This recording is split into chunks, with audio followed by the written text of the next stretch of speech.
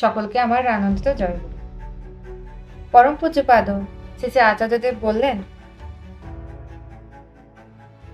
Common issue, সাদৃশ্য বিষয় না থাকলে দুটো মানুষের বন্ধুত্ব কখনোই হতে পারে না। দেখবি, স্কুলে একসাথে পড়েছে, তাদের মধ্যে বন্ধুত্বটা কলেজে পড়ার সময় ফিকে হয়ে গেছে। সে ধর অন্য লাইনে চলে গেল, তুই অন্য লাইনে চলে গেলি, 25 বছর পরে দেখা হলো। আরে কি খবর? আচ্ছা, মনে আছে সেই হরিদাস স্যার? মনে আছে রাখাল স্যার? এখন কি করছিস? গল্প সল্প করলি, কিন্তু ঘুরে ফিরে সেই স্কুল জীবনের কথা। কারণ ওটাই তো তোদের কমন ইস্যু।